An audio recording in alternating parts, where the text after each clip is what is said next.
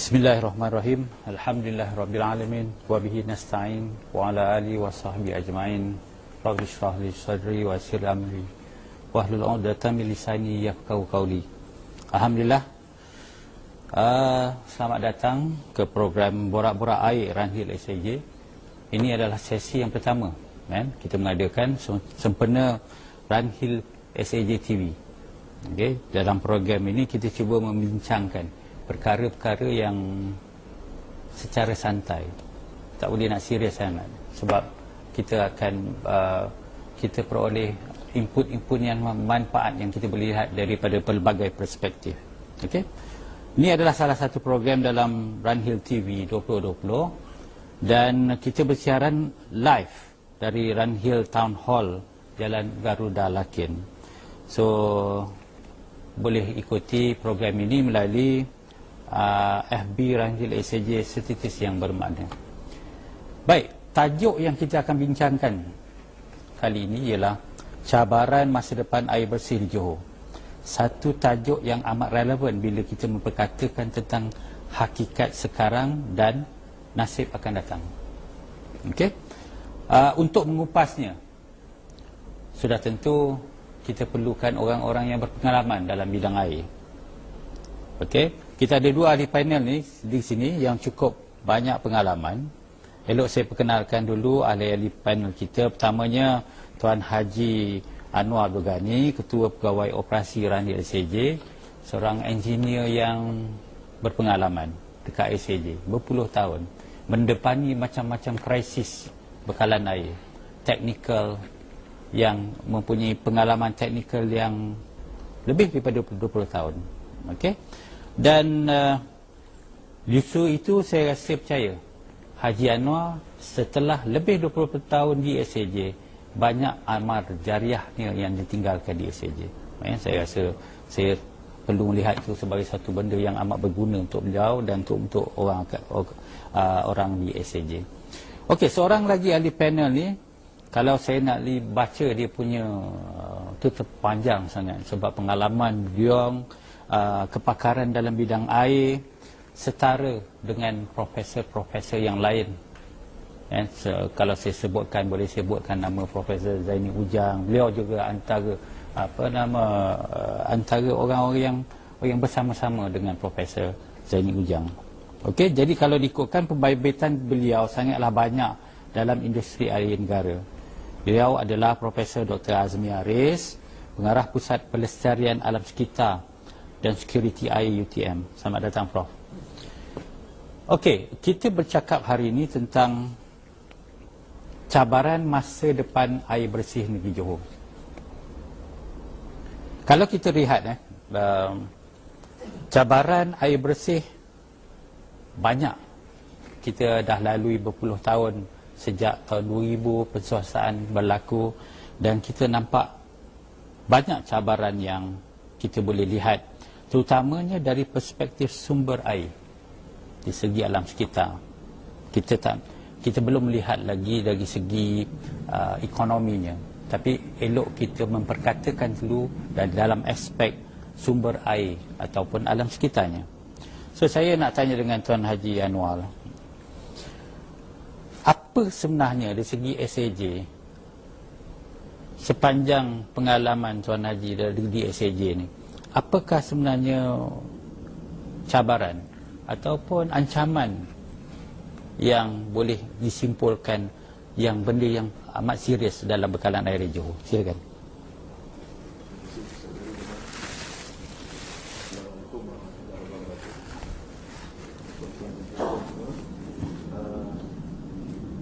Kita tidak dapat lari daripada bila kita mengatakan tentang sumber air. Dia sangat berkait secara langsung dengan alam sekitar. Maknanya apa yang saudara Jamal nyatakan tadi tentang pengalaman itu, cabaran, di antara cabarannya adalah saya lebih suka merumuskan dua key, kuantiti dan juga kualiti. Okay?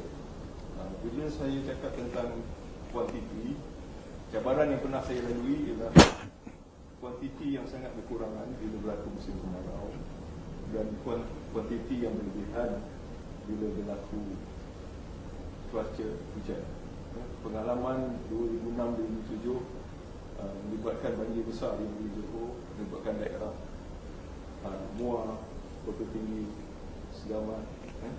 Jadi banyak aset-aset kita ditenggelami air. Jadi cabaran-cabaran ini telah mematangkan kita untuk menyediakan pelan tindakan yang lebih baik untuk kita atasi dari masa semasa. Jadi yang keduanya dari segi dari segi kaitan kuantiti, juga dari segi berlakunya cuaca panas, kemarau panjang tahun 2015-2016, dan dalam sejarah saya alami Pasir Gudang, kawasan Pasir Gudang terpaksa diaturkan bekalan air berjadual. Ini antara cabaran yang pengalaman yang sangat menyakitkan sebenarnya. Jadi dalam sesi kali ini saya rasa bersyukur pihak SAJ dapat mewujudkan satu program ilmiah untuk kita kongsi sama-sama, untuk kita menghargai air itu sendiri. Jadi bila lagi satu tentang kualiti dan kuantiti juga, ialah dia berkait dengan pencemaran. Tapi pencemaran kalau daripada alam sekitar, Allah tak jadikan bumi ini untuk dicemari, dan pencemaran ini tak berlaku secara alami, Profesor, tidak berlaku secara alami. Jadi pencemaran ini adalah akibat daripada tangan-tangan manusia, bagaimana yang telah dipetik dari surah Ar-Rum ayat 41. Allah Ta'ala berfirman, antaranya maksudnya, telah timbul berbagai kerosakan dan bala bencana di darat dan lautan dengan sebab apa yang dilakukan oleh tangan manusia. Timbulnya demikian kerana Allah hendak merasakan mereka sebahagian daripada balasan atas perbuatan buruk yang telah mereka lakukan, supaya mereka kembali insaf dan bertaubat. Jadi maknanya antara cabaran yang sedang SAJ Rainhill nyatakan tadi ialah cabaran pencemaran. Pencemaran memang setiap masa kita menghadapi cabaran. Bila berlaku cabaran tentang pencemaran ni, memang telah melibatkan kos operasi kita meningkat. Okey, memang kalau berlakunya perkara-perkara ini, kalau berkaca tentang pencemaran, memang punca daripada tangan-tangan manusia, itu maksud ayat Quran yang tadi. Tapi kita lihat maknanya sekarang SAJ ni, kalau tak ada air yang cukup dengan kualiti yang baik, tak ada maknanya SAJ nak merawat. Tak ada air, macam apa yang boleh dirawat, ya, Prof? So mungkin ancaman dekat luar di segi sumber air itu sendiri, apakah sebenarnya hakikat yang kita boleh terima sekarang? Mungkin Prof, silakan. Okey, Assalamualaikum warahmatullahi wabarakatuh.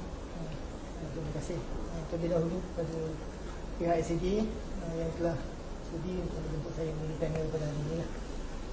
Okey, sebenarnya bila kita pasal cabaran dari segi sumber air ini, memang tak lari daripada apa yang telah disebut oleh Tuan Haji Anwar tadi. Memang kita ada masalah. Sebenarnya kalau kita cerita pada orang awam yang kita ada masalah sumber air, rasanya macam susah nak diterima. Sebab kalau kita tengok kat luar tu hujan, dan selalu hujan. Jadi hujan kita pun banyak, 2,500 mm setahun. Tapi kadang-kadang yang kurang dipahami ialah hujan ni dia sesuatu yang rawak. Kadang-kadang hujan lebat, tapi air tak ada, buka paip, ya. Betul. Itu yang kadang-kadang sebagai pengguna jadi heran lah bila hujan lebat tapi airnya tak ada. Jadi saya rasa benda ni yang perlu dipahami diberi kefahaman kepada orang awam, bahawa kuantiti ni bukan sesuatu yang continuous, kita sentiasa ada air sepanjang masa. Ada masa kita akan ada air dan ada masa kita akan ada musim kemarau. Tambah-tambah lagi sekarang ni kita sedang mengalami fenomena perubahan iklim, yang mana kita dapati hujan akan menjadi sangat lebat dalam tempoh masa yang singkat, dan pada masa yang sama kita akan dapati kemudiannya musim kemarau yang lebih panjang lagi. Ini saya rasa cabaran yang lebih susah untuk diselesaikan, yang memerlukan penyelesaian yang lebih terperinci lagi lah di masa akan datang. Dan dari segi pencemaran pun sama juga. Saya rasa satu cabaran kita yang kita hadapi selain dari bila dia sebut pencemaran ni, dia punya cabarannya ialah mentaliti manusia, mentaliti orang awam, mentaliti pengguna, mentaliti industri, dan mungkin juga kalau maaf saya sebut mentaliti kerajaan kita dalam menangani masalah pencemaran. Masalah pencemaran ni kalau kita lihat, kalau tidak ditangani dengan serius, dengan tidak ada komitmen yang cukup, memang masalah ni dia akan datang dan akan muncul daripada masa ke masa. Contohnya itu kita ada masalah Sungai Kim. Sebelum tu kita pun ada masalah pencemaran daripada amonia dan sebagainya. Jadi pencemaran ni dia akan datang secara berkala. Tapi kalau kita alfa, kita lupa, kita rasa masalah tu dah selesai dan tidak mengambil tindakan yang sewajarnya dengan tepat, masalah ni memang akan menimbulkan isu ni akan menimbulkan masalah lah kepada pihak pembekal air kita, SAJ dan juga mana-mana syarikat pembekal air. Satu kenyataan yang agak kalau nak dipikirkan tak boleh tidur malam, sebab bayangkan kalau sekarang air itu tidak cukup dan juga air itu tercemar, apakan daya SAJ untuk merawat nak sampaikan kepada orang ramai. Jadi dengan sebab tu kita juga kalau kita lihat ke depan, kalau kita kaitkan dengan pembangunan pesat khususnya di Johor Bahru, kita tak tolak kemungkinan bahawa permintaan akan sentiasa meningkat berbanding dengan pengeluaran kita. Kita ada 44 buah loji rawatan air. So bagaimana kalau kita nak cakap tentang permintaan yang ada sekarang, kan, berbanding dengan pengeluaran, bagaimana hakikat permintaan yang semakin meningkat ini berbanding dengan pengeluaran yang kita ada dan juga kita rancang di masa depan. Sila Tuan Haji. Terima kasih Tuan Moderator. Semua maklum yang SAJ mempunyai 44 buah loji air yang beroperasi di seluruh negeri Johor, dan tambahan lagi 2 buah loji yang sedang dalam pembinaan, dan yang terkini ada satu lagi loji yang besar di loji Sungai Layang. Jadi dalam masa yang terdekat ini mungkin kita akan ada tambahan 3 lagi loji. Sungai Layang akan membekalkan 160 juta liter air. Yalah, memang telah saya nyatakan tadi, ada loji kalau tak ada sumber air itu memang masalah bagi kita. Saya setuju dengan pandangan doktor tadi tentang profesor tentang sikap manusia tentang pencemaran dan sebagainya. Tapi apa yang lebih penting ialah bagaimana kita harus mengatasi semua masalah-masalah ini. Okey, untuk kapasiti loji yang membekalkan air negeri Johor pada masa ini, current capacity tak masuk loji-loji baru, lebih kurang 2,000 juta liter sehari dia punya kapasiti, dan juga dengan average pengeluaran lebih kurang 1,800 juta liter sehari. Jadi dalam menjawab pertanyaan pihak moderator Saudara Jamal, sudah pastinya dengan adanya kapasiti sekarang ini kita mampu mengatasi permintaan yang sedia ada. Cuma kami di SAJ ini dengan kerjasama dengan pihak Bakash sedang berusaha untuk memastikan sumber bekalan air ini dapat diatasi segera. Dalam masa yang sama juga pihak SAJ sudah sewajarnya lah, saya nyatakan tadi tentang 2Q, kuantiti dan kualiti. Kita seharusnya membuat eksplorasi pada sumber-sumber lain, contohnya sumber air bawah tanah. SAJ sedang explore benda ni, termasuk pembinaan horizontal collection well, HCW, ataupun riverbank filtration yang sedang kami explore. Jadi untuk tujuan itu seharusnya kita perlu memastikan yang 3.27 juta rakyat negeri Johor ni mendapat bekalan air yang mencukupi. Rata-rata sekarang ni penggunaan per kapita bekalan air di negeri Johor di dalam lingkungan 200 hingga 210 liter per kapita. Jadi kami jangkakan penggunaan ini akan meningkat ke 220, tetapi ada cabaran pada kami di operasi SAJ ini untuk memastikan kaedah-kaedah supaya pengguna ni tidak menggunakan air ikut yang dia mahu. Maksudnya kami ada sasaran yang telah ditetapkan oleh pihak pengurusan untuk memastikan pengguna ni guna setakat 180 juta liter 180 liter per kapita. Itu yang perlu kami laksanakan. Jadi dengan perancangan projek yang telah kami rangkakan, kami yakin menjelang tahun 2025 insya-Allah kita dapat mengatasi semua permintaan tersebut, insya-Allah. Okey, kita lihat ada isu yang berkaitan daripada isu sebelum yang saya cakap tentang sumber air tadi. Okey, kita ada permintaan yang semakin meningkat, kita ada pengeluaran yang terhad, tapi dalam masa sama kita ada ancaman-ancaman dari segi pencemaran. So untuk menjadikan dia harmoni, saling mencukupi, apakah mungkin aspek apa yang perlu ada dalam industri sekarang ni? Mungkin Prof boleh bagi pandangan. Teknologi perhaps.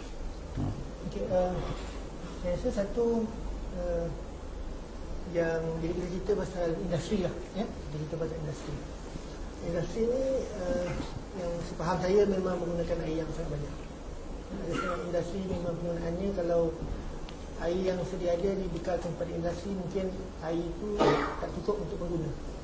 Dan maka kerana itulah industri dia perlu explore beberapa option yang adalah. Contohnya macam yang telah disebut tadi, air bumi, air groundwater, dan juga kadang-kadang mungkin boleh dilihat option lain, contohnya penggunaan semula air.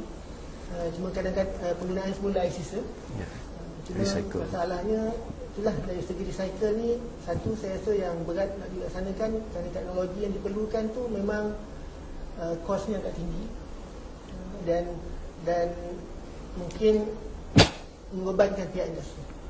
Tapi ada juga beberapa opsi lain, contohnya macam penggunaan semula air sisa domestik.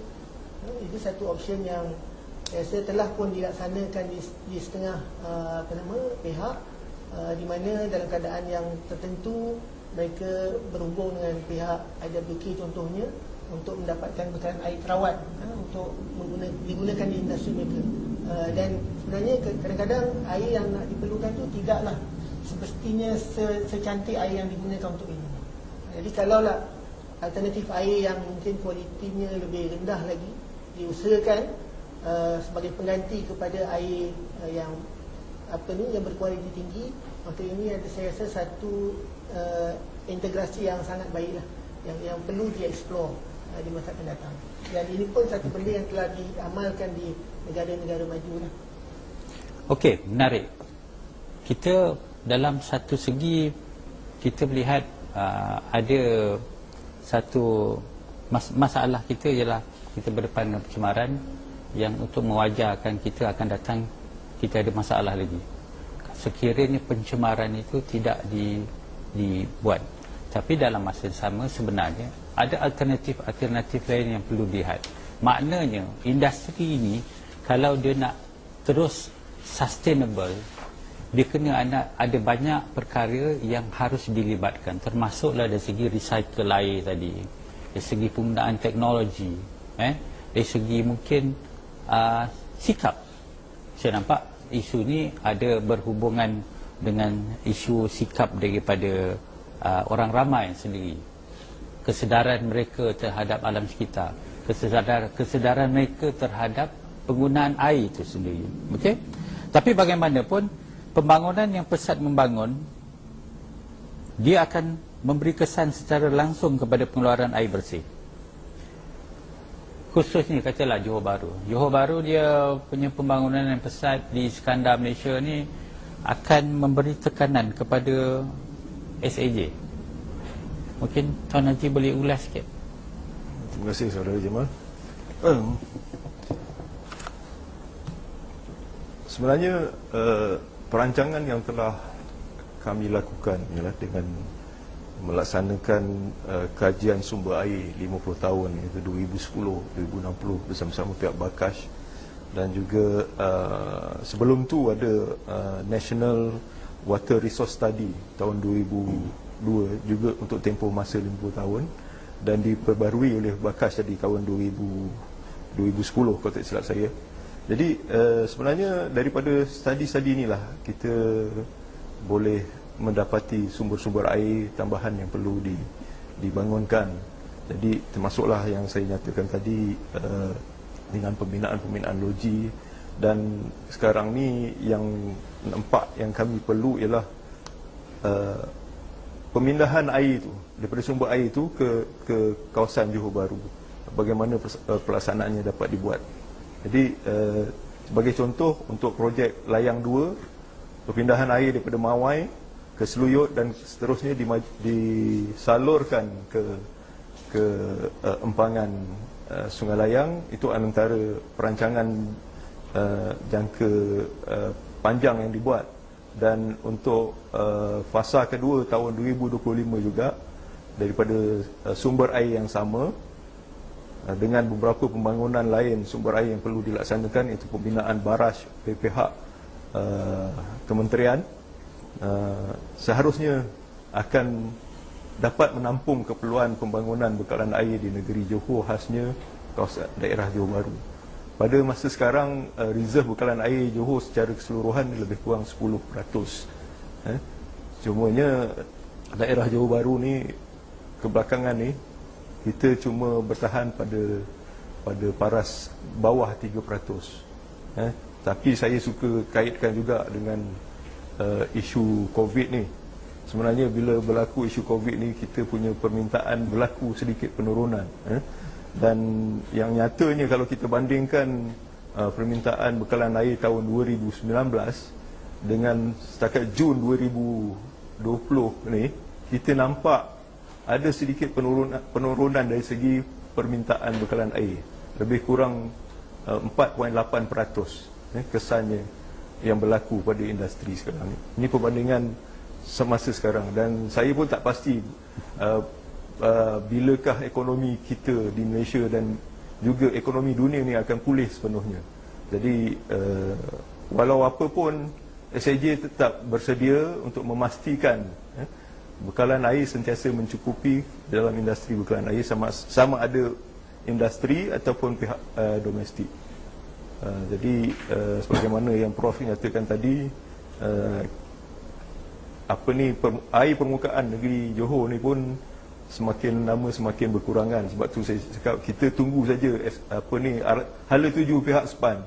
Kalau dia minta kita explore air laut, untuk pengetahuan semua, SAJ sedang buat satu pilot project dengan pihak Forest City, tapi loji 2 MLD saja, dan dalam proses kelulusan daripada pihak SPAN dan sebagainya.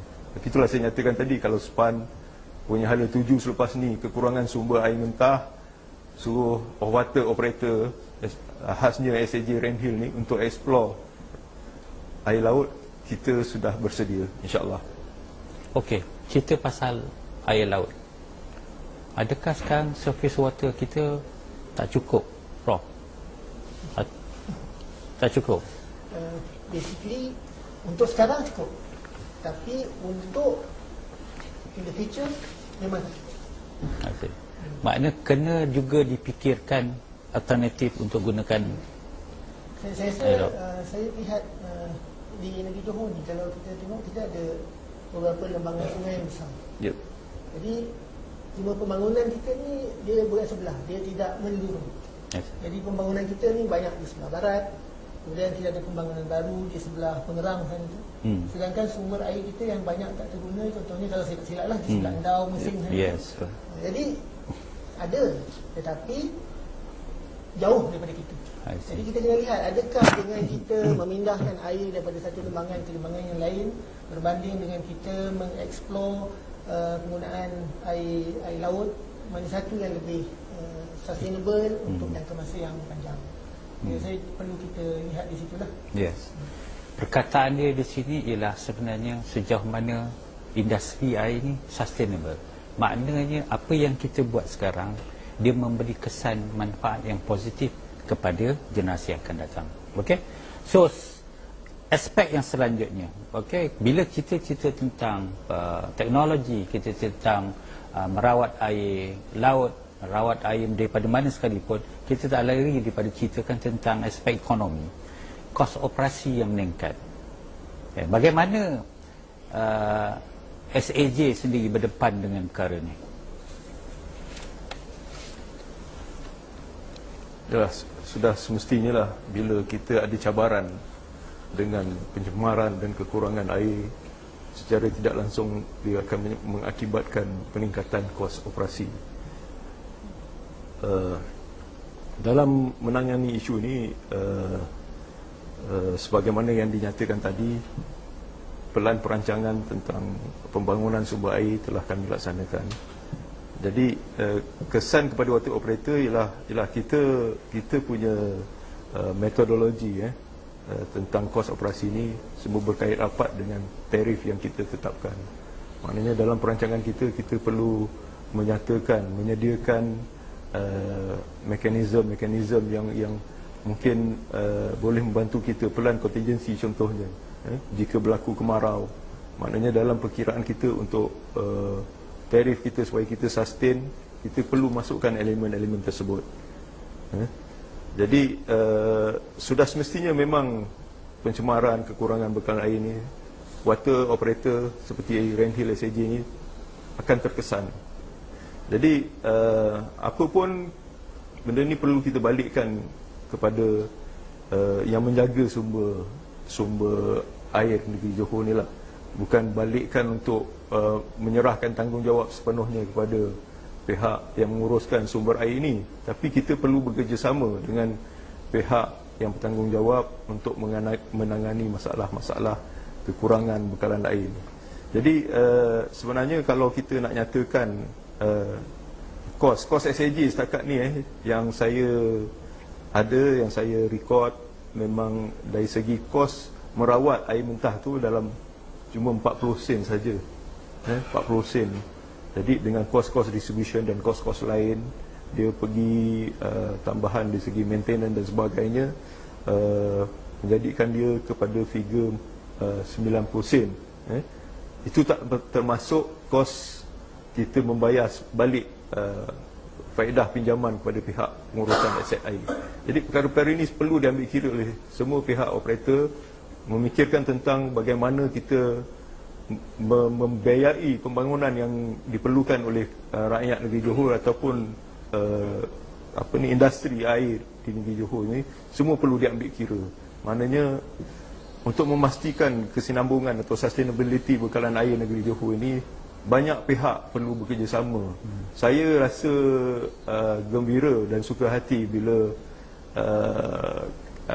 pihak kementerian sekarang di bawah Yang Berhormat Tuan Ibrahim Tuan Man, dengan ada ketua setiausaha yang memang punyai pengalaman yang luas dari segi bekalan air, khasnya sumber air, rasanya dapat membantu kita, banyak membantu dalam industri air untuk memastikan kesinambungan bekalan air negeri Johor khasnya dan juga Malaysia amnya. Sebab lagi satu, banyak pihak-pihak berkuasa, alam sekitar, JPS, pihak operator sendiri dan badan kawal sedia, semua bawah kementerian yang sama.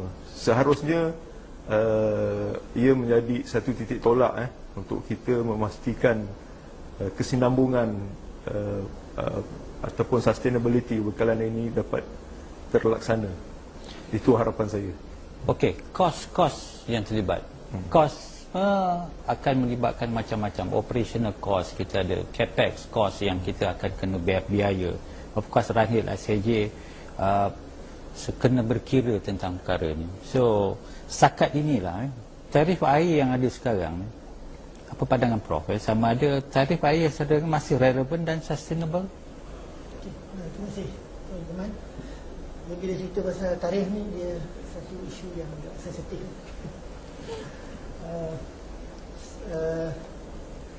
Secara umumnya sebenarnya memang kita punya tarif air di Malaysia daripada kajian yang saya buat memang antara yang terendah. Saya rasa umum pun tahu. Walaupun mungkin ada setengahnya mengatakan tinggi, tapi kalau kita buat perbandingan, kita tak boleh tengok diri kita sendiri saja. Kalau kita buat perbandingkan dengan negara-negara lain, sebenarnya kalau kita lihat secara umum seluruh dunia, yang paling tinggi negara di Amerika Utara dan juga di Western Europe. Yang itu kos dia kalau daripada apa yang saya buat, tapi ini sebenarnya lebih kurang kan. Lebih kurang kalau kat US tu 4.2 US dollar per meter cube. Oh. 4.2 US dollar per meter cube. Kalau di Western Europe 3.9. Ini tahun 2018. Dan sebenarnya kalau kita lihat dari dia punya trend daripada 2011 sampai 2018, trendnya agak mendatar. Kenaikan kos dia agak mendatar melainkan di beberapa negara. Tapi kalau 2018 macam itulah. Dan kemudian Latin America 1.6, Asia Pasifik, China, Jepun 1 US dollar per meter cube. Middle East, North Africa 0.8, South Asia, Bangladesh, India, Pakistan 0.4. So kita ni kalau saya tengok Filipin, Vietnam dan sebagainya, kita range dalam 0.2 sehingga 0.3 US dollar secara umum lah. Banyak beza ni tu. Oh ya. Yang memang banyak beza. Dan yang menariknya, satu kalau kita nak bandingkan dengan negara membangun, memang tak banyak beza dari segi tarif. Tapi saya percaya daripada pengalaman saya mengembara ke negara-negara yang sekitar kita, memang dari segi servis yang ada, kualiti yang ada memang jauh lebih baik. Itu satu benda yang saya rasa memang satu, saya rasa kita patut berbangga lah sebagai rakyat Malaysia. Memang servis kita memang jauh lebih baik daripada di negara-negara membangun yang lain. Cuma kalau kita nak maju ke depan, kita kena tengok negara maju lah. Di sana di mana banyak improvement yang kita boleh buat. Dan dari segi tarif ni, saya memang kita kena kaitkan dengan nilai air itu sendiri. So air ni semua orang setuju, air ni adalah asas kehidupan. Dia lebih asas lagi daripada kita punya communication bill kita. Dia lebih asas lagi daripada electricity pun. Kalau kita tak ada electricity, mungkin kita terkesan. Tapi kesan kita kalau tidak ada air jauh lebih tinggi. Bukan saja kepada penggunaan manusia, tetapi juga industri. Jadi kalau dengan tarif yang ada sekarang ni, sebenarnya dia tidak menunjukkan dia punya nilai air itu sendiri. Jadi sebab itu ada setengah negara, contohnya macam di New Zealand, dia menaikkan harga dia, bukan dia sebenarnya ada banyak sebab kenapa tarif air ini dinaikkan. Antaranya contoh macam yang Cape Town, kita tahu Cape Town tahun lepas dia ada apa yang dipanggil day zero, di mana pada masa itu air kosong. So untuk menangani masalah tu, dia telah antara langkah-langkah dia telah menaikkan tarif dia sebanyak 390% di Cape Town. Kemudian kalau di setengah negara pula, tarif air dinaikkan disebabkan pemotongan subsidi. Kerajaan potong subsidi, tarif air naik sampai 90%, contohnya di Cairo. Ada setengahnya itu disebabkan oleh kenaikan tenaga, contohnya di India, naik sampai di Karachi, Pakistan, naik sampai 20%. Dan di New Zealand, dia naikkan tarif air dia sebagai langkah untuk menyedarkan pengguna bahawa air ini adalah sesuatu yang bernilai. Jadi saya rasa ini penting supaya kita bukan kita, of course kita perlu ada kita punya strategi supaya kenaikan tarif air itu tidaklah membebankan rakyat. Kita ada orang yang sangat memerlukan, kita ada orang yang intermediate, ada orang yang kaya.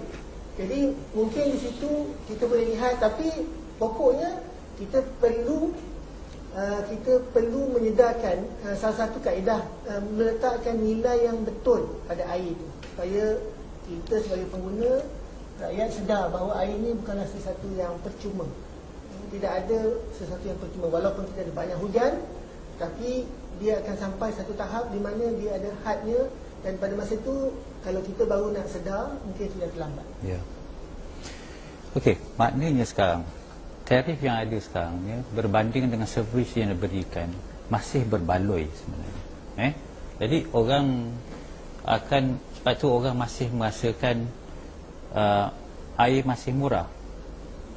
Kalau dia bayar teh tarik, dia pergi mengetih petang-petang pun RM1.50 satu teh tarik pun, dan sebenarnya berbanding dengan average yang 87 sen sehari, itu makna jauh bezanya antara perkara-perkara lain berbanding dengan air yang digunakan.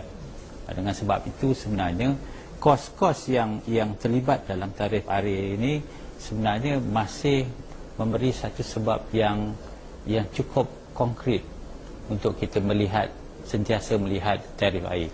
Even sekarang pun struktur tarif kita pun ada memperlihatkan ciri-ciri untuk mengekang pembaziran. Sebab itu dalam domestic tarif kita ada 3 blok.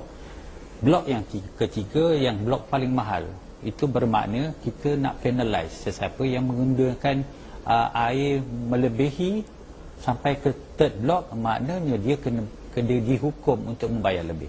Dengan sebab itulah kita boleh cakap sekarang, walaupun tarif kita begini sekarang, tetapi tarif kita masih baloi berbanding dengan perkhidmatan yang diberikan. Saya rasa banyak lagi Ranhil SAJ ni dah buat liputan seluruh negeri Johor. Sekarang coverage lebih kurang 99.8%. Hampir semua kawasan dah ada air pipe dah.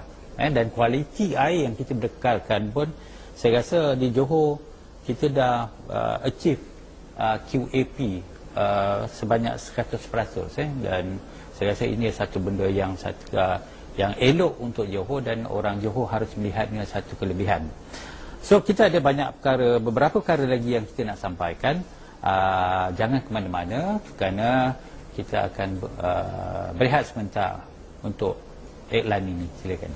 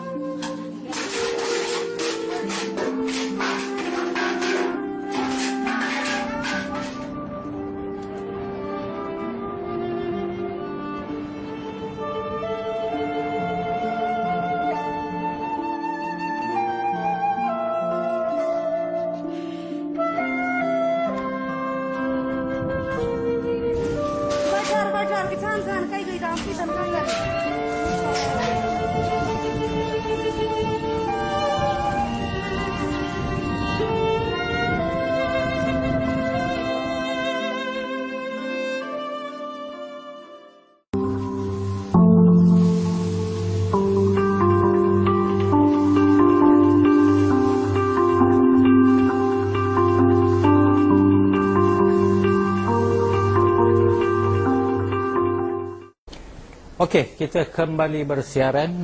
Okey, tadi kita dah melihat bagaimana susahnya orang dekat Afrika nak ambil gambar, nak ambil air. Dia ambil air, nak jalan jauh. Lepas tu jalan kaki, nak masuk dalam perigi punyalah dalam. Jadi itu satu benda yang kalau kita tak fikir benda ni berlaku dekat sini. Kalau benda ni berlaku dekat Johor ni, saya tak tahulah apa jadi sebenarnya, kan? Tapi dalam konteks yang sama lah, tapi taklah macam keadaan yang daif sangat macam itu. Tetapi kita pernah mengalami saat-saat yang susah macam itu, tetapi tidaklah terlalu macam dekat Afrika tu. Kita pernah mengalami cuaca panas kering, tak ada air, dan so kat mana nak cari pun dah tak ada. Kita pernah mengalami sungai tercemar, Johor Bahru, satu Johor Bahru orang marah kan SAJ. Tapi saya rasa kita dapat lalu itu dengan sama ada komitmen operator sendiri ataupun adakah dia timbul daripada orang ramai juga faham dengan keadaan itu. Kan Haji Noor, kita pernah pengalaman ini agak berbisa. Terutamanya macam Haji Noor cakap tadi pasal gudang. 4 bulan kita tak ada air, bekalan air berjadual. Maknanya Ranhil SAJ masih mampu nak hantar air walaupun berjadual. Mungkin boleh tambah sikit Tuan Haji. Ini saya suka kongsilah apa yang pihak Ranhil SAJ telah lakukan.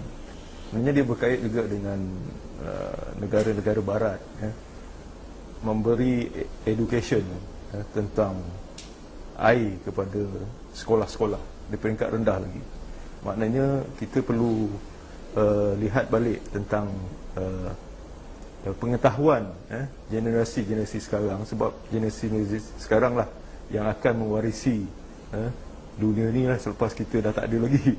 Especially yalah, sebagai yang saya harap mereka ni akan jadi satu generasi yang memang peka, memang faham sangat antara generasi-generasi yang sangat-sangat menghargai bekalan air.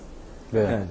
Jadi apa yang perlu, yang telah kita lakukan, program-program education, pertandingan penjabatan bekalan air di sekolah harus diteruskan. Saya tak pasti dengan operator-operator lain, dan saya harap juga pihak berkuasa atau pihak Jabatan Pendidikan sendiri memasukkan dalam silibus pembelajaran anak-anak kita, sama ada di peringkat rendah hingga peringkat setinggi-tinggi peringkat sekolah menengah dan sebagainya. Kalau peringkat menengah tu kena fikirkan macam mana nak atasi pencemaran. Tapi yang peringkat bawah ni cuba elakkan daripada menjadi mereka-mereka yang mendominasi kepada pencemaran itu sendiri. Jadi tapi masa kalau dalam aspek penggunaan ini mungkin dalam masa PKP ni ada ruang yang terbaik agaknya untuk sebagai satu pendidikan. Kita lihat trend penggunaan masa MCO mungkin ada beza tak Haji? Sebenarnya MCO ni itulah masalahnya bila kita buat bacaan anggaran. Okey. Cuma PKP ni bila masa PKP berlaku duduk di rumah, stay home. Sebenarnya anak-anak yang kat asrama, hostel, di universiti, asrama penuh semua balik, semua berkumpul. Jadi apa yang berlaku, tuan rumah ataupun pengguna ni dia terlupa yang memang bil dia tinggi sebab penggunaan. Okay? Jadi bukannya sebab kita pihak water operator dan sebagainya mengenakan bil yang tinggi, tetapi kita dapat mengatasi masalah ni dengan cepat dan cekap pada saya, sebab kita antara water operator yang buat anggaran 2 bulan saja. Tidak seperti water operator lain yang lebih daripada masa tu. Tapi dalam COVID-19 punya isu ni, memang seharusnya lah pihak pengguna kena faham. Dia daripada kes bil-bil tinggi yang dapat komplain dan sebagainya ni, saya pernah cakap dengan jiran-jiran saya bila komplain pasal air bil tinggi masa memula bil kita keluarkan, tak apalah, saya dah explain, tuan-tuan rasa macam tak nak percaya apa saya cakap, tuan-tuan boleh tunggu bil TNB. Ya, betul. Tapi benda tu menjadi kenyataan. Memang bila lagi lama kita buat bacaan anggaran dan PKP masih bersambung, penggunaan air di rumah tu semakin meningkat. Tapi yang lebih penting ialah macam mana pengguna tu perlu mengawal penggunaan di rumah mereka sendiri. Yang bagusnya industri berkurangan, jadi reserve kita makin bertambah. Bezanya permintaan domestik lebih tinggi. Puas kita ajar orang cara macam mana nak kira bil masa tu. Tapi ada yang tak terima. Saya rasa macam tak tahulah tekilan ke apa, tetapi saya tak faham. Dia tahu mengira, tetapi masih lagi dia buat bising. Adakah golongan ni dia sengaja ataupun dia memang tak nak, dia memang tak nak naik, tak nak bayar lebih, itu je. Ini menggambarkan sikap orang kita lah sebenarnya, kan? Mungkin betul. Saya sebenarnya saya alhamdulillah lah, saya antara orang yang nampak benda ni. Saya rasa memang sama ada bil elektrik ataupun bil air, memang semua orang pada masa tu duduk di rumah. Jadi memang of course yang untungnya kita punya majikan lah. Semuanya turun. betul. Tapi kita ni lah yang menanggung bil air yang lebih, bil elektrik yang lebih. Pada masa tu saya rasa ada musim panas ke, kita punya aircon pun lebih. Betul.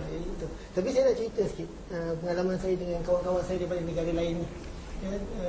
Contohnya macam di India ni, macam kita bila PKP ni, kita antara kita punya SOP lah selalu basuh tangan. Rajin basuh tangan, banyak basuh tangan.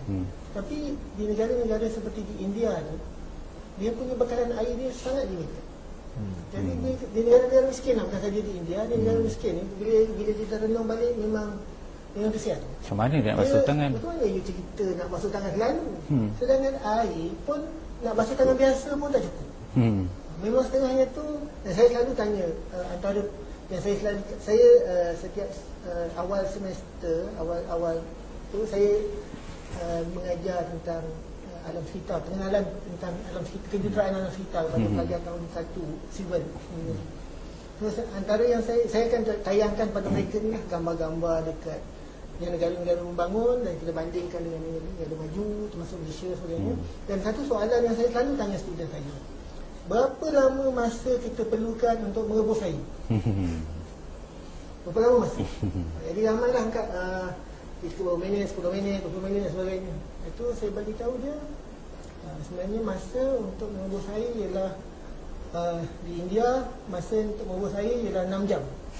Sebab apa 6 jam? Sebab 2 jam setengah pergi ambil air, 2 jam setengah balik, lepas tu baru rebus air. Jadi nak menunjukkan betapa di setengah tempat tu air tu even sampai mati orang berperang bergaduh untuk dapatkan air. Ya, betul. Kita sebenarnya sangat beruntung dan kita perlu hargai sebenarnya. Betul.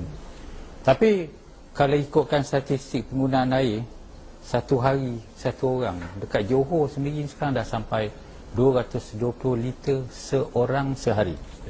Ini satu statistik yang ni fakta ni sekarang.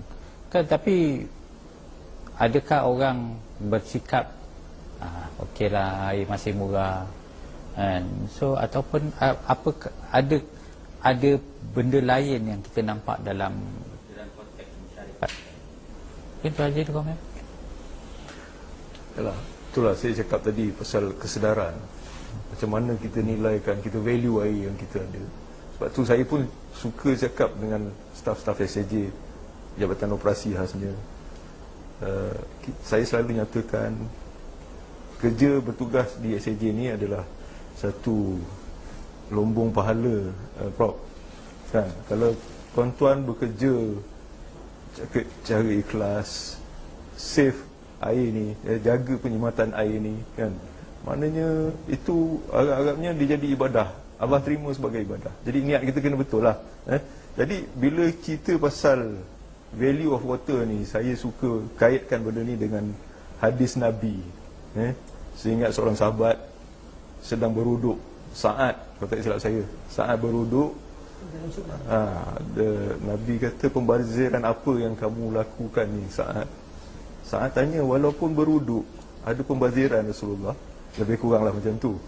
Rasulullah kata, walaupun kamu berwuduk dalam sungai pun boleh berlaku pembaziran. Jadi Nabi sebenarnya dah ajar pada kita tentang menghargai air tu. Sebab tu ada juga daripada hadis Rasulullah kata kita ambil wuduk satu mud ni lebih kurang 650 liter ataupun 700 mililiter liter dalam botol yang sebesar ni.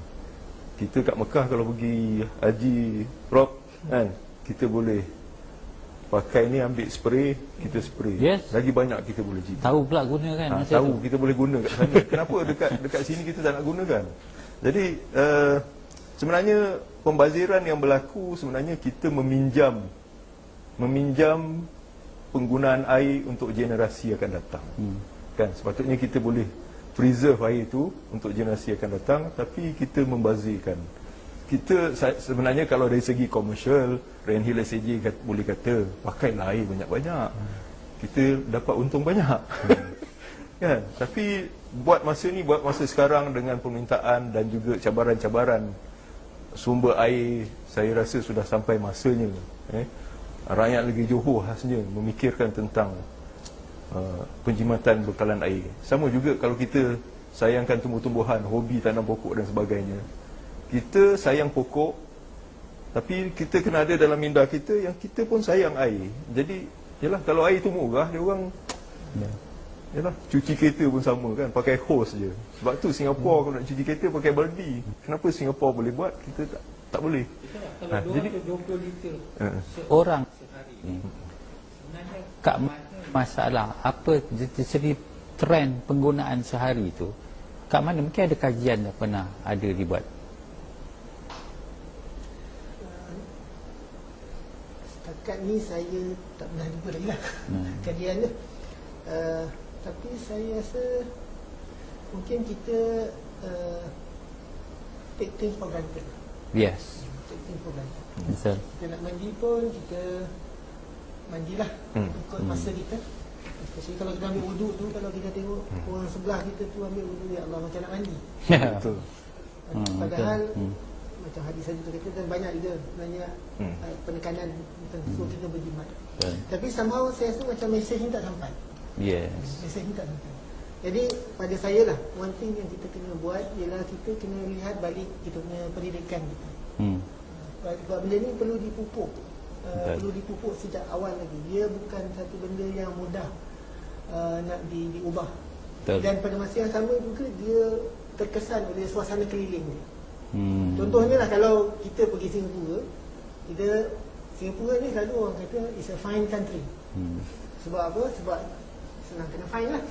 Jadi kita pun bila pergi ke sana, kita pun akan takut kena fine. Suasana tu.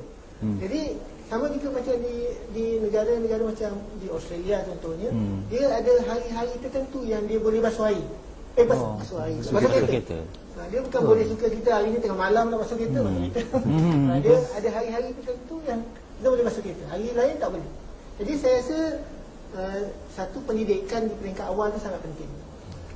Bukan pendidikan ni satu benda yang masuk dalam silibus, ambil desa dan sebagainya. Dia satu pendidikan yang praktikal. Macam saya dengar kalau di Jepun pun anak-anak yang kecil di kata di sekolah rendah pun dididik tentang kebersihan, tentang penjagaan alam sekitar. Jadi benda-benda ni perlu dibuat. Kita perlu sangat-sangat buat benda ni secepat mungkin sebelum ianya terlambat. Saya teringat ada satu kajian Frost and Sullivan dibuat dengan Rainhill SAJ tahun lepas. Antara findings dia ialah penggunaan air ni satu hari yang paling banyak terbazir ialah masa mandi. Maknanya cara mandi orang kita sekarang berubah. Paling mudah ialah masa sabun kita tutup air. Tapi jarang kita buat begitu kan. So dengan sebab itulah kajian itu menunjukkan yang dalam satu hari dia punya, daripada pagi bergigi, dia bercukur semua sampailah petang, sampailah malam, yang paling banyak gunakan air semasa mandi. Sebab orang di Johor mandi tidak kurang daripada 10 minit cara puratanya. Itu finding. So saya rasa selepas ini perlu dilihat dalam aspek ni. So dalam new norm ni mungkin kita boleh kita war-warkan agar orang, tapi sama ada benda ni nak jadi satu norm, satu benda yang lain lah. Sebab kita lihat kadang anak-anak kita pun, kita sendiri mandi nak habiskan satu lagu Hindustan pun baru nak keluar kan. Tapi ini adalah cara, kalau kita beringat kita akan kurang, insyaAllah. So kalau dilihat pendidikan kita dah Rainhill SAJ pun ada banyak berterusan kita buat aktiviti ataupun program-program pendidikan dengan sekolah rendah, sekolah menengah.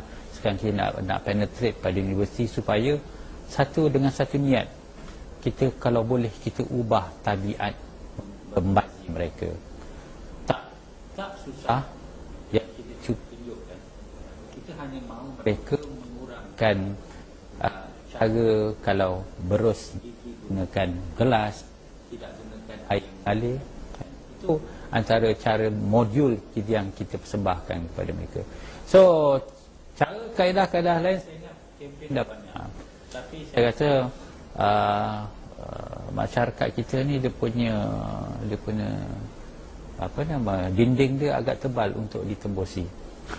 Jadi nak berubah tu satu perkara yang agak susah. Tapi macam mana pun usaha-usaha ni perlu berterusan. Walaupun ya. Kalau saya boleh share, kita ada buat kajian. Kita sebenarnya diminta oleh pihak Jabatan Alam Sekitar untuk membuat kajian melihat kenapa, sejauh mana keberkesanan program-program penjagaan kempen program kempen alam sekitar, sejauh mana kejayaan dia dan kenapa dia tak berjaya. Sebenarnya kenapa dia tak berjaya kan? Jadi sebenarnya kita buat perbandingan dengan apa yang telah dibuat di negeri Jepun. Satu yang kita lihat kaedahnya tu, bila kita sekarang ni bila kita buat kempen, biasa kita buat kempen secara menyeluruh macam tu. Dia sebenarnya untuk satu kempen tu menjadi efektif, dia sebenarnya kena ada target. Dan dia bermula dengan target, mungkin target ni tak perlu luas, tapi target ni yang kecil, dan di follow daripada awal sampailah nampak dia punya kejayaan dia. Ataupun kalau tak berjaya, dilihat kenapa tak berjaya. Dan sebenarnya benda ni dinilai daripada mula kita nak buat kempen tu, kita tengok sejauh mana dia punya kesedaran dia, dari segi kesedaran, dari segi behavior dia. Dan kita buat penglibatan campur, bukan saja kempen macam tu saja, tapi termasuklah dengan menggabungkan penglibatan contohnya selebriti ke, ikon-ikon. Dan kita program tu dibuat secara fokus, tidak secara menyeluruh, maknanya dengan target-target tertentu. Dan selepas kejayaan tu kita boleh berpindah ke tempat-tempat lain. Jadi instead of the top down, down up lah. Yes, benda tu dia jangan, kalau kita macam tembak sekali macam tu, takut tak kena target ni. Betul. Duit pun banyak habis, tapi hasilnya agak kurang nanti lah. Tapi 220 liter seorang sehari. Rantil SAJ ada target kan? Ya, saya pernah dengan Tan Sri. Dia tanya Singapura berapa? Singapura dalam 150 ke 160 lah. So dia set kita 180. Tu mungkin tu cabaran yang kita tak tulis atas KPI kita.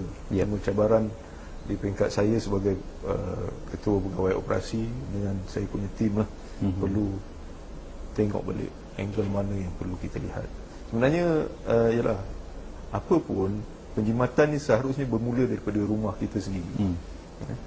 Kalau kita pun dekat SAJ pun sebenarnya Prof, kalau perasan tadi ambil wuduk kat surau, kita dah pasang ada 3-4 cik saya 4-3 kita pasang, tapi orang tetap suka pergi yang senang buka punya. Saya sebenarnya nak tanya beli kat mana tu? Kalau Prof nak, saya ada lagi satu spare, saya boleh bagi Prof. Saya dulu beli masa saya pergi Korea dulu, saya beli, tapi dah rosak dah. Saya tak tahu kat mana nak cari lah. Tapi memang bagus. Jadi itulah sebenarnya kita perlu bermula daripada rumah kita sendiri. Macam mana jimat, didikan tu tadi kita dah sentuh tadi tentang education. Prof kata dekat Jepun dan sebagainya, sebenarnya Nabi dah ajar. Pula tu Prof, kalau kita ajar orang buat benda yang sunnah, sampai mati kita dalam kubur pun kita dapat ganjaran kepada apa yang kita ajar. Jadi pada saya, dia perlu bermula di rumah. Basic, kalau orang Melayu, orang Islam khasnya ajar anak-anak berwuduk. Dan saya yakin dan percaya lebih daripada 80% staf SAJ sendiri tak berwuduk ikut Nabi. Itu staf SAJ. Kalau kita tanya berapa ramai rakyat Johor yang beragama Islam, berapa peratus membazir dekat wuduk. Itu kita cerita wuduk. Jadi bila kita dah tengok dekat wuduk, dia dah tahu macam mana kita menghargai air. Nabi dah ajar dah. Jadi sudah sewajarnya masyarakat sebenarnya telah boleh secara peribadi terdidik dengan apa yang Nabi ajar. Selain daripada kita dapat pahala melakukan sunnah yang Rasulullah ajar. Jadi saya bukan ustaz, Cik Jamal. Ya. Tapi benda tu saya terkesan dengan apa yang, yalah, 1400 tahun lalu Nabi dah cakap benda ni. Bumi kontang, Arab, tanah Arab tu kan bumi kontang, semua kat sana banyak kontang. Tapi diorang sebenarnya diorang bila cabaran diorang lagi teruk daripada kita, Cik Jamal. Dia sebab tu dia tak ada masalah untuk proses air laut. Sebab itulah SPAN pun mungkin memfikirkan adakah masyarakat ataupun rakyat Malaysia ni mampu untuk tanggung kos penghasilan air laut tersebut. Ya. Banyak aspek kita perlu kira, kita fikirkan. Yang penting sebenarnya air bumi yang ada di bumi Johor ni khasnya kita explore dan kita fikirkan cara terbaik. Pihak Redhill SAJ lah bersama-sama dengan Bakash dan pihak yang berwajib yang lain untuk kita sama-sama explore. Dan yalah, di SAJ ni kami terus ready lah untuk bantu bekerjasama dengan pihak kerajaan negeri untuk memastikan kesinambungan sumber bekalan air ini dapat kita lestarikan. Okey, kita dah lihat banyak pasal cabaran air kita, sama ada air itu daripada sumber, dari segi permintaan dan pengeluaran kita, cabaran-cabaran ekonomi. So kita lihat pula dari segi masyarakat. So mungkin Prof ada apakah kita, macam saya cakap tadi, kita sekarang kita buat ni untuk akan datang. So untuk merealisasikan dia, apakah harapan Prof sendiri? Ini harapan saya ni ya. Ya. Saya sebenarnya kita pun sekali tengah musim Covid ni. Jadi saya sebenarnya tertarik dengan apa yang dilakukan oleh pihak kerajaan dalam menangani masalah Covid ni. Daripada kita sebuah negara pada masa tu yang berbanding dengan negara-negara jiran, kita punya infected cases tu tinggi, sehingga kita boleh berjaya dengan cemerlang lah untuk keluar. Walaupun ada, tapi sebenarnya kalau nak dibanding, bila saya selalu meeting dengan kawan-kawan saya daripada UK, daripada India, Colombia dan sebagainya, mereka semua masih lagi bekerja di rumah. Mereka masih lagi bekerja di rumah. So kita ni bila saya kata kita dah boleh pergi buat meeting dan sebagainya, dia rasa macam wah, jauh ke depan kita. Padahal kita kalau nak bandingkan dari segi maju tak maju, kita tak ada apa kan. Yes. Jadi apa yang saya nampak, satu kelebihan kita lah dalam menangani masalah COVID-19 ni lah, kita punya komitmen daripada pihak kerajaan. Okay. Pihak kerajaan begitu komited dalam pelbagai aspek. Dan komitmen daripada pihak kerajaan ni dari segi dendanya lah, dari segi ketegasan dan sebagainya, semua memang cantik. Dan ini disambut pula oleh perasaan prihatin rakyat Malaysia yang sanggup mengorbankan duit, bagi derma dan sebagainya untuk membantu mereka yang susah. Jadi harapan saya, alangkah kalaulah boleh komitmen seperti ini dan sifat keprihatinan yang ada pada rakyat Malaysia ni dikongsi juga dalam aspek untuk memelihara sumber air dan juga alam sekitar. Yes. Kalaulah ini dapat dibuat, saya rasa insya-Allah kita will be much better daripada tempat-tempat lain. Itu harapan saya lah. Terima kasih. Satu analogi yang menarik kan, kita lihat kalau letak COVID-19, bagaimana kerajaan boleh mengatasinya dengan baik. Kenapa tidak benda ini juga kita buat untuk merealisasikan dalam industri air. So industri air dia lebih harmoni, dan dengan sebab itu kita akan dapat banyak lagi faedah daripada ini.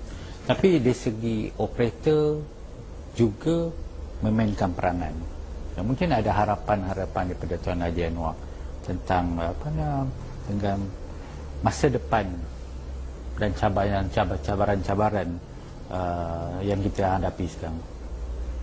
Ya, sebagai bukan kata menutup Encik Jamal, sebagai waktu operator, kita ada mengikut wasiat, kita punya limitation mulai daripada intake air mentah sehingga ke titik meter pengguna. Jadi yang saya nampak selepas daripada ini ialah sebagaimana yang saya nyatakan tadi, sumber air memang yang bertanggungjawab pihak kerajaan negeri. Jadi kita tak boleh berdiam diri. Kita perlu teruskan usaha yang kita dah lakukan sekarang, kerjasama kita dengan pihak Bakash, tetapi kita perlu pergi lebih jauh untuk sama-sama membantu memastikan kesinambungan bekalan air, sumber air mentah ni terus dilaksanakan.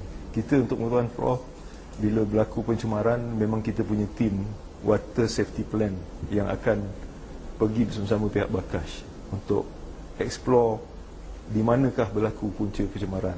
Jadi sekarang ni bukan setakat nak tengok pencemaran aja, tapi kajian tentang sumber air itu, cadangan tentang pembangunan sumber bekalan air kepada kerajaan negeri dan juga kerajaan persekutuan perlu kita majukan.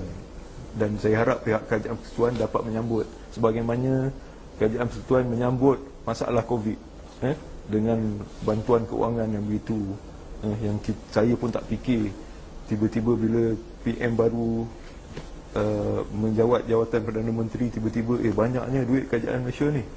Jadi itu yang maknanya doktor memberi satu buah fikiran yang perlu sama-sama kita fikirkan dalam industri ini. Selain daripada itu juga, tadi kita punya titik meter pengguna adalah satu area yang kita tak boleh masuk ikut wasiat. Tapi selepas ni kita punya tim perlu explore, fikir luar kotak, macam mana kita boleh membantu pihak pengguna ni, especially domestic pengguna lah yang kita senang untuk approach, bahkan mungkin industri juga, untuk kita sama-sama memikirkan penggunaan air secara optimal. Yang saya nak kaitkan dengan berjimat lah penggunaan air. Selain daripada kita pun tahu kita tak pernah advise pengguna kita cuci dia punya tangki simpanan. Tak pernah pun. Jadi yalah, mungkin kita boleh fikirkan macam mana kita nak bantu dia. Mungkin kita ada cabang bagai tikus ke apa kita tak tahu. Jadi sebenarnya bila mereka mendapat servis tu daripada kita kan, tapi servis ni di luar bidang wasiat kan, mungkin kita boleh fikirkan macam mana kita nak bantu mereka. Especially Prof, kalau kita duduk rumah tu dah lebih 30 tahun, pemasangan paip dalaman kita serahkan bulat-bulat pada pengguna. Kadang-kadang mereka pun tertipu dengan kontraktor ataupun tukang paip yang mereka lantik. Jadi saya rasa benda ni antara perkara-perkara lah yang kita, dan bagaimana CEO nyatakan kepada kita punya mindset perlu customer centric. Kan? Jadi maknanya customer oriented, bukan setakat operation oriented sahaja. Memang operation kita tak ada masalah, KPI SPAN nyatakan kita capai, tapi kita perlu tambah nilai dalam kerjaya kita sebagai water operator untuk pergi lebih jauh, sama ada di peringkat pengguna sendiri dan di peringkat pihak berkuasa yang membantu kita untuk memastikan kesinambungan bekalan air mentah itu. Itu saja. Okey, terima kasih banyak. Okey, kita tiba kepada penghujung. Kita rasa kita dapat selesaikan tajuk ni dengan cantik sekali kan. Mudah-mudahan apa yang kita bincangkan hari ini sekurang-kurangnya memberi banyak manfaat kepada industri, kepada pendengar kan. Kita belum pergi lagi mendalam. Banyak perkara yang kita kupas hari ini kita boleh pergi mendalam lagi. Tapi kekangan masa, insya-Allah mudah-mudahan akan datang kita boleh berjumpa lagi untuk mengupas lebih dalam lagi isu-isu semasa ini kan. Dengan itu saya ucapkan ribuan terima kasih. Wabillahi taufiq wal hidayah. Wassalamualaikum warahmatullahi wabarakatuh.